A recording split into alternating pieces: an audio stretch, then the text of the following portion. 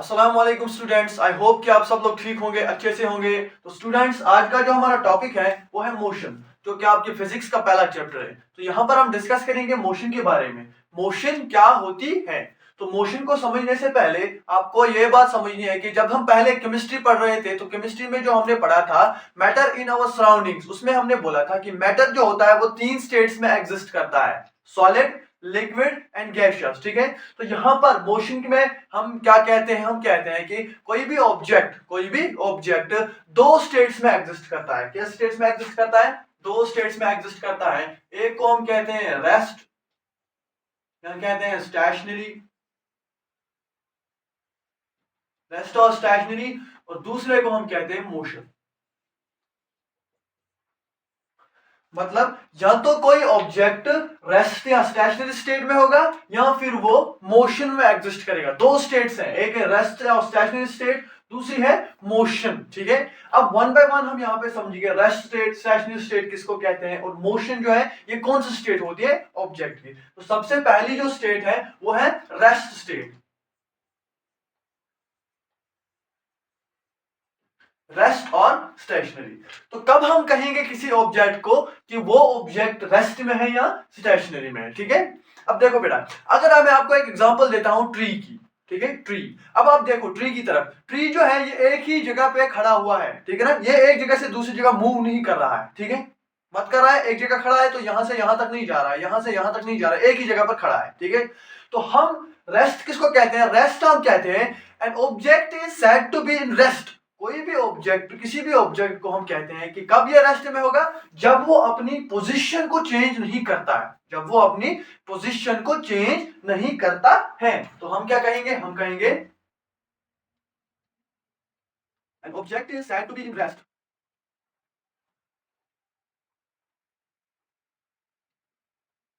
In which its position does not change or its position is fixed। क्या कहेंगे हम? An object is said to be rest in which its position does not change और its position is fixed. क्या? एक object को हम तभी कहेंगे कि ये रेस्ट में है जब क्या होगा? जब वो अपनी पोजीशन को चेंज नहीं करेगा, या जो उसकी पोजीशन होगी वो फिक्स्ड होगी, एक ही जगह पे रहेगा, एक जगह से दूसरी जगह वो मूव नहीं करेगा। एग्जांपल हम लेते हैं, यहां पर एग्जांपल लेंगे हम ट्री की।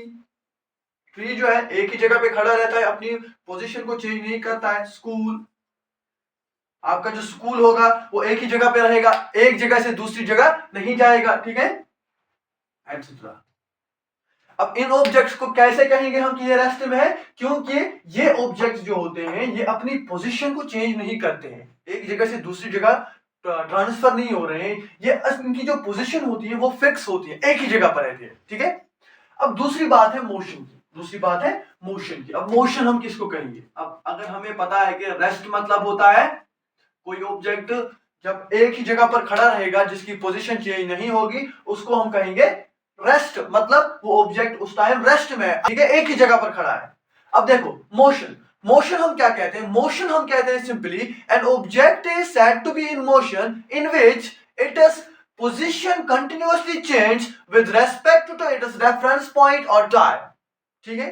अगर कोई ऑब्जेक्ट कंटिन्यूअसली मूव कर रहा है एक जगह से दूसरी जगह, दूसरी जगह से तीसरी जगह, तीसरी जगह से चौथी जगह, ठीक है ना, और with respect to reference point and time. अब रेफरेंस पॉइंट समझो बेटा। रेफरेंस पॉइंट सबसे पहले, रेफरेंस पॉइंट मतलब होता है, अगर मैं यहां पर क्या लूंगा, एक एग्जांपल लूंगा, एक स्टून है, यहां पर स्टून है। ठीक है। अब इस स्टून को क्या करना है? मैं कहता हूं यहां पर दो लड़के हैं, बॉय 1 एंड बॉय 2। अब क्या कहते हैं, एक जो पहला जो बॉय है, बॉय 1, ये कहता है कि मैं स्टून से 5 मीटर की डिस्टेंस पे हूं, दूरी पर हूं, और दूसरा बॉय जो है ये कहता है कि मैं स्टून से 10 मीटर की डिस्टेंस पे हूं। ठीक है। अब देखो इनके जो सेंटेंस है वहां पर गौर करो। बॉय 1 क्या कहता है? मैं स्टून से 5 मीटर की डिस्टेंस पे हूं। बॉय 2 कहता है मैं 10 मीटर स्टून से डिस्टेंस पे हूं। स्टून से मैं 10 मीटर की डिस्टेंस पे, मतलब दोनों क्या है, स्टून से कुछ डिस्टेंस पर खड़े हैं। अगर मैं यहां पर स्टून हटाऊंगा, अगर मैं यहां पर स्टून नहीं रखूंगा, देखो तो ये क्या कहेंगे, बॉय 1 क्या कहेगा, मैं 5 मीटर डिस्टेंस पे हूं, लेकिन किससे पता ही नहीं है। बॉय 2 क्या कहेगा, 10 मीटर डिस्टेंस पे हूं, लेकिन किससे पता ही नहीं है। तो इनके जो सेंटेंस है वो क्या है, इनकम्प्लीट है। ये कहेगा कि मैं 5 मीटर दूर हूं, ये कहेगा मैं 10 मीटर दूर हूं, लेकिन किससे दूर है, समझ आ रहा है, किससे दूर है। ये जो किससे दूर होता है ना, यही रेफरेंस पॉइंट होता है। सपोज अगर मैं यहां पर अब फिर से स्टून लगाऊंगा, तो ये कहेंगे कि मैं, ये कहेगा मैं 5 मीटर स्टून से दूर हूं, ये कहेगा मैं 10 मीटर स्टून से दूर हूं। तो स्टून जो यहां पर है, जो स्टून यहां पर है, ये रेफरेंस पॉइंट है। क्या है, रेफरेंस पॉइंट है इन दो बॉयज के लिए। इन दो बॉयज के लिए क्या है, रेफरेंस पॉइंट है स्टून।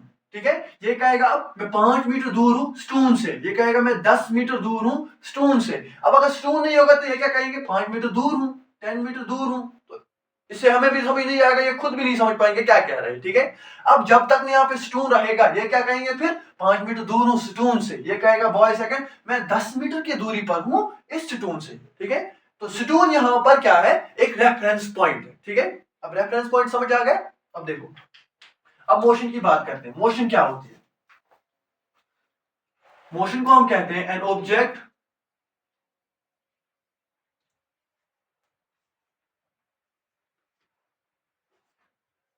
is said to be in motion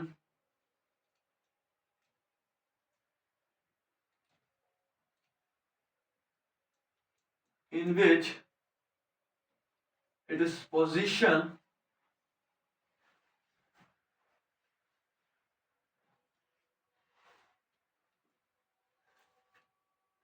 continuously change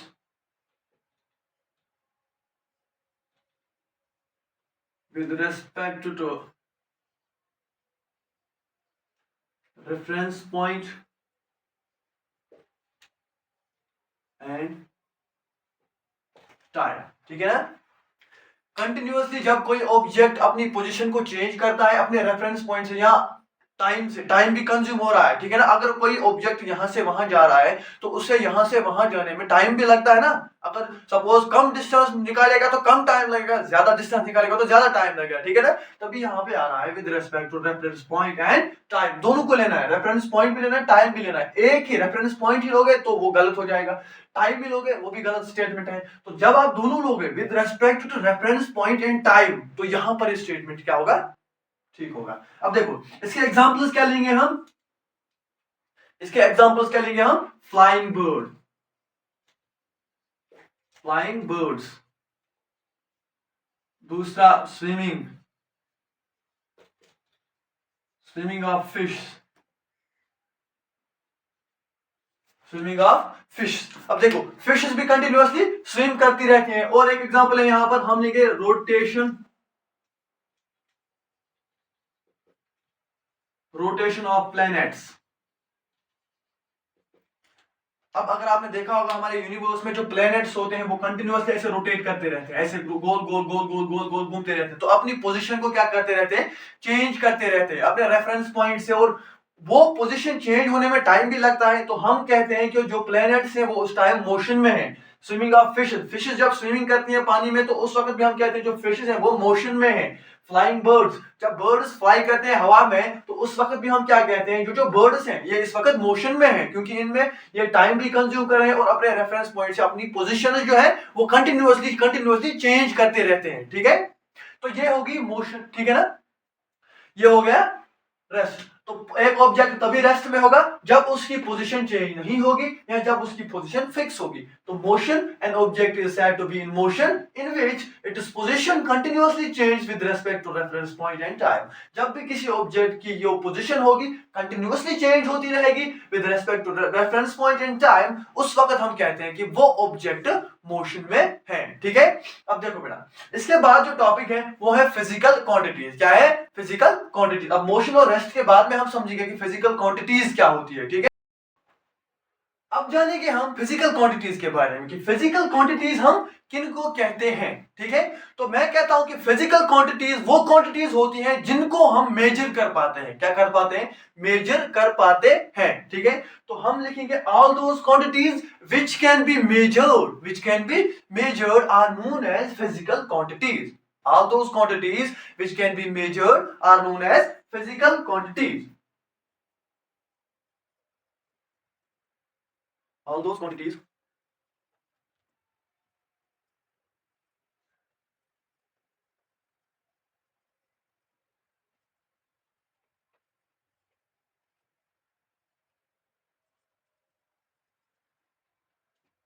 are known as physical quantity. वो सारी क्वांटिटीज जिनको हम क्या कर पाते हैं, मेजर कर पाते हैं, उनको हम कहते हैं फिजिकल क्वांटिटीज. ठीक है. अब फिजिकल क्वांटिटीज कौन कौन सी होती हैं? एग्जांपल में हम लेंगे यहां पर, जैसे लेंथ है, जैसे टाइम है, जैसे मास है, फोर्स है, प्रेशर है. ठीक है. डेंसिटी है. इनको हम कहते हैं फिजिकल क्वांटिटीज, जो कि हम मेजर कर पाते हैं. लेंथ को भी हम मेजर कर पाते हैं, टाइम को भी हम मेजर कर पाते हैं, मास को भी हम मेजर करते हैं, फोर्स को भी मेजर करते हैं, प्रेशर को भी मेजर करते हैं, डेंसिटी को भी मेजर करते हैं. एक और चीज यहां पर है टेम्परेचर को भी हम मेजर कर पाते हैं. तो इनको हम कहते हैं फिजिकल क्वांटिटीज. वो सारी क्वांटिटीज जिनको हम मेजर कर पाते हैं उनको हम कहते हैं फिजिकल क्वांटिटीज. क्या कहते हैं? Physical quantities. अब फिजिकल क्वांटिटीज के भी टू टाइप्स हैं. फिजिकल क्वांटिटीज के भी टू टाइप्स हैं. फिजिकल क्वांटिटीज के दो टाइप्स हैं. एक को हम कहते हैं स्केलर क्वांटिटी,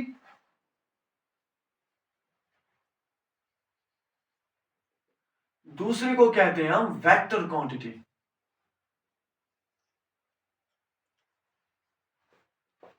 स्केलर क्वांटिटी है, वेक्टर क्वांटिटी. ठीक है ना. अब फिजिकल क्वांटिटीज के टू टाइप्स हैं. One is scalar quantity and another is vector quantity. अब वेक्टर क्वांटिटी और स्केलर क्वांटिटी में क्या फर्क है? क्यों हम किसी क्वांटिटी को कहते हैं कि ये स्केलर क्वांटिटी है, क्यों हम किसी क्वांटिटी को कहते हैं कि ये वेक्टर क्वांटिटी है? तो वन बाय वन समझिए इनको. सबसे पहले स्केलर क्वांटिटी.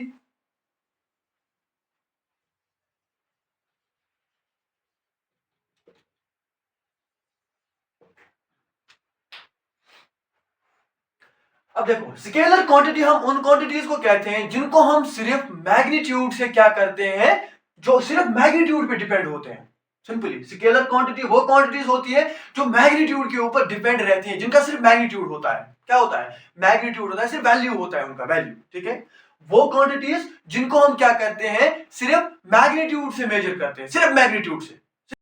तो स्केलर क्वांटिटीज को हम क्या लिखते हैं? स्केलर क्वांटिटी हमको हम कहते हैं कि वो क्वांटिटीज जिनको हम सिर्फ मैग्नीट्यूड से डिस्क्राइब करते हैं, सिर्फ मैग्नीट्यूड से क्या करते हैं, मेजर करते हैं. तो हम लिखेंगे स्केलर क्वांटिटीज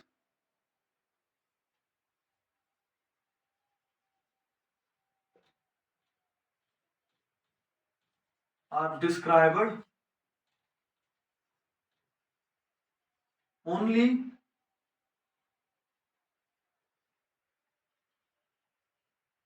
बाय मैग्नीट्यूड.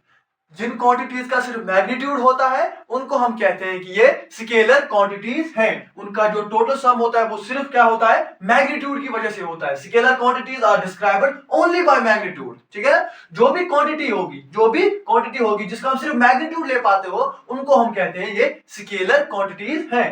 जैसे एग्जांपल है हमारे पास, लेंथ है, मास है, टाइम है, टेम्परेचर है,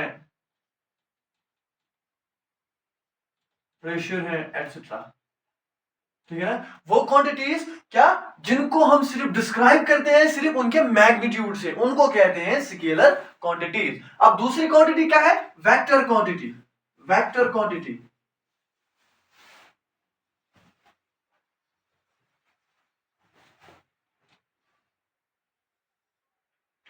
अब वेक्टर क्वांटिटीज क्या होती है? वेक्टर क्वांटिटीज हम उन क्वांटिटीज को कहते हैं जिनको हम डिस्क्राइब करते हैं मैग्नीट्यूड से और डायरेक्शन से, जिनके पास मैग्नीट्यूड भी होता है और डायरेक्शन भी होती है. ठीक है. अब उनको हम क्या लिखेंगे? Vector quantities are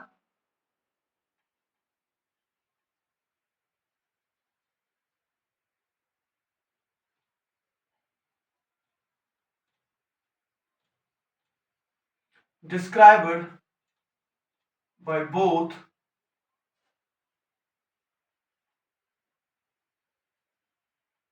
magnitude and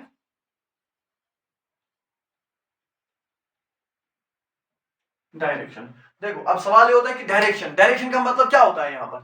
direction का मतलब ये होता है, देखो अगर मैं आपको एग्जांपल देता हूँ सपोज फोर्स की, ठीक है। अब मैं कहता हूँ कि हमारे पास एक बोतल है, वाटर बोतल है, ठीक है।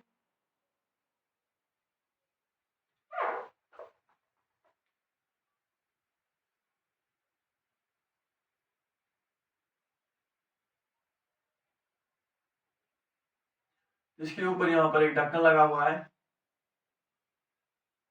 ठीक है। अब इसको लिखा हुआ होता है, अगर इस साइड से मोड़ोगे तो ये सपोज क्लोज होगी, ठीक है। इस साइड से क्या करोगे, टर्न करोगे तो ये ओपन होगी। अब देखो अगर मैं क्या करता हूं काम, अगर मैं इसको फोर्स अप्लाई करता हूं, ठीक है ना, फोर्स बोतल को के ढक्कन को ओपन करने के लिए मुझे इस पे फोर्स लगाना है, ठीक है ना। जैसे ही मैं फोर्स लगाऊंगा, अगर मैं अपोजिट डायरेक्शन में फोर्स लगाऊंगा, मतलब जिस डायरेक्शन में ये बंद हो रही है उसी डायरेक्शन में अगर मैं फोर्स लगाऊंगा इसको खोलने के लिए, तो क्या ये खुलेगी? नहीं खुलेगी ना, क्योंकि मुझे फोर्स इस डायरेक्शन में लगाना है, मैं उल्टी डायरेक्शन में लगा रहा हूं, ठीक है। मैं यहां से यहां फोर्स लगा रहा हूं, जब मैं यहां से यहां फोर्स लगा रहा हूं तो ये खुल नहीं पा रही है, ये ज्यादा टाइट हो रही है, ये ज्यादा टाइट होने के साथ साथ बंद भी हो रही है, लेकिन मुझे इसे खोलना है। अब मैं अगर उस फोर्स जो मैं फोर्स अभी लगा रहा था उससे आधा फोर्स क्या करूंगा, मैं उल्टी डायरेक्शन में लगाऊंगा, वापस इस वाली डायरेक्शन में लगाऊंगा जिस वाली डायरेक्शन में ओपन हो रही है, ठीक है। अब जब मैं इसे ऐसे घुमाऊंगा तो इसको कम फोर्स जरूरत लगेगी और ये खुलना शुरू हो जाएगी। क्यों शुरू हो जाएगी? क्योंकि इस वक्त जो फोर्स है वो सीधी डायरेक्शन में लग रहा है, उल्टी डायरेक्शन में नहीं लग रहा है। तो फोर्स को हम क्या कहते हैं, फोर्स जब अप्लाई करेंगे हम किसी भी ऑब्जेक्ट पे तो उसके ऊपर डायरेक्शन होती है, हमें किसी डायरेक्शन में उसके ऊपर फोर्स अप्लाई करना होता है। अगर हमारे पास सपोज कोई बॉक्स है, उसको हमें यहां से वहां ले जाना होगा, तो जिस साइड से ले जाना होगा हम उसके अपोजिट साइड से फोर्स को पुश कर देते हैं, ठीक है।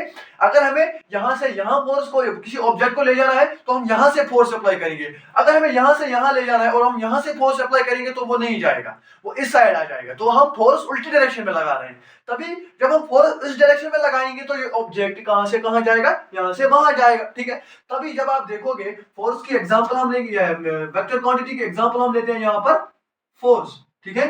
फोर्स जब भी हम किसी भी ऑब्जेक्ट पे अप्लाई करते हैं तो हमें एक पर्टिकुलर डायरेक्शन में उसको अप्लाई करना होता है। जैसे यहां पर इस बोतल को जब मैं सीधी डायरेक्शन में फोर्स अप्लाई कर रहा था ये खुल रही थी, लेकिन जब मैं उल्टी डायरेक्शन में इसको फोर्स अप्लाई कर रहा था तो ये क्लोज हो रही थी, ज्यादा बंद हो रही थी, खुलने का नाम ही नहीं ले रही थी, क्योंकि इसको जो फोर्स लग रहा था वो अपोजिट डायरेक्शन में लग रहा था, ठीक है। अब जब भी आप कभी भी फोर्स को देखोगे ना, फोर्स का जो सिंबल होता है वो होगा इसका कैपिटल एफ होगा, कि उसके ऊपर आप ऐसे एरो देखोगे, एरो, इससे क्या होगा डिफाइन, इससे ये डिफाइन होता है कि फोर्स जो है ये वेक्टर क्वांटिटी है, इसकी डायरेक्शन भी है, लेकिन जो ये स्केलर क्वांटिटीज है, मास, लेंथ, टाइम, टेम्परेचर, प्रेशर, इनके ऊपर आप कभी भी ऐसे एरो नहीं देखोगे, ठीक है ना। आपने देखा होगा मास को हम डिनोट करते हैं सपोज एम से करते हैं ऐसे मास, ये केजीज जो होती है या कुछ और यूनिट उसका, सपोज मास को हम डिनोट करते हैं सीधे सिंपल से, इसके ऊपर कभी भी ऐसे एरो नहीं होगा, कभी भी नहीं। या टेम्परेचर को टी से मेजर करते हैं तो इसके ऊपर कभी भी ऐसे एरो नहीं हो, क्यों? क्योंकि ये एक स्केलर क्वांटिटी है, स्केलर क्वांटिटीज की डायरेक्शन नहीं होती है, उनका सिर्फ मैग्नीट्यूड होता है। लेकिन जब आप फोर्स देखोगे, फोर्स एक वेक्टर क्वांटिटी है, मैग्नीट्यूड के साथ साथ इसके पास डायरेक्शन भी होनी चाहिए, ठीक है ना। जब इसके पास डायरेक्शन भी है, मैग्नीट्यूड भी है, तो ये एक वेक्टर क्वांटिटी बन गई। वेक्टर क्वांटिटीज के ऊपर हमेशा डायरेक्शन होती है, जो ये एरो का साइन बना हुआ होता है ये डिफाइन करती है कि ये एक वेक्टर क्वांटिटी है और उसके पास मैग्नीट्यूड के अलावा डायरेक्शन भी है। तो यहाँ पर जो इंट्रोडक्शन हमने लिया मोशन का, यहाँ पर हमने क्या टॉपिक्स पढ़ा, यहाँ पे हमने पढ़े मोशनल जो होती है, मोशन किसी की ऑब्जेक्ट की स्टेट्स जो होती है, स्टेट्स, जो ऑब्जेक्ट के स्टेट्स होते हैं, कितने स्टेट्स होते हैं? दो स्टेट्स होते हैं, एक होती है रेस्ट और स्टैशनरी स्टेट, दूसरी होती है मोशन। फिर हमने पढ़ा रेस्ट स्टेट, रेस्ट हम किसको कहते हैं? ऑब्जेक्ट को तभी हम कहेंगे कि ये रेस्ट में है जब उसकी पोजीशन फिक्स होगी, जब उसकी पोजीशन जो है कंटिन्यूसली चेंज नहीं होती रहेगी। दूसरी होगी मोशन, मोशन हम किसको कहते हैं? मोशन हम कहते हैं तभी किसी ऑब्जेक्ट को ये मोशन में है जब वो कंटिन्यूसली अपनी पोजीशन को चेंज करता रहेगा with respect to reference point and time, ठीक है। उसके बाद हमने पढ़े फिजिकल क्वांटिटीज, किनको कहते हैं physical quantities? All those quantities which can be measured are known as physical quantities. वो सारी क्वांटिटीज जिनको हम मेजर कर पाते हैं उनको हम कहते हैं फिजिकल क्वांटिटीज, जैसे कि लेंथ है, टाइम है, mass, force, pressure, density, temperature etcetera etcetera, ठीक है। अब फिजिकल क्वांटिटीज के भी दो टाइप्स हमने पढ़े। फिजिकल क्वांटिटीज के दो टाइप, स्केलर क्वांटिटी है वेक्टर क्वांटिटी। स्केलर क्वांटिटी किसको कहते हैं? Scalar quantities are described only by magnitude. वो सारी क्वांटिटीज जिनके पास सिर्फ मैग्नीट्यूड होता है, जिनको हम डिस्क्राइब करते हैं उनके मैग्नीट्यूड से, जैसे लेंथ है, मास है, टाइम है, टेम्परेचर है, प्रेशर है, ठीक है, ये सारे जो है स्केलर क्वांटिटीज हैं। उसके बाद हमने क्या पढ़ा? Vector quantity. वेक्टर क्वांटिटीज किसको कहते हैं? Those quantities which can be described by both magnitude and direction. Vector quantities are described by both magnitude and direction. जो वेक्टर क्वांटिटीज होती है उनके पास डायरेक्शन भी होती है और मैग्नीट्यूड भी होती है, दोनों चीजें उनके पास मौजूद होती हैं। तभी यहाँ पर हमने फोर्स का जो मैग्नीट्यूड है वो ऑलरेडी है और उसके ऊपर एक एरो लगाया है, जिससे पता चलता है कि ये एक वेक्टर क्वांटिटी है और इसके पास मैग्नीट्यूड के साथ साथ एक डायरेक्शन भी है, ठीक है। तो आई होप कि आपको ये वीडियो अच्छा लगा होगा। अगर ये वीडियो अच्छा लगा तो इस वीडियो को लाइक करें, कमेंट करें, शेयर करें और अगर चैनल पर नए हो तो सब्सक्राइब करें, ताकि इस टॉपिक के रिलेटेड जो बहुत सारे और लेक्चर्स आने वाले हैं आप उनको मिस ना कर पाए।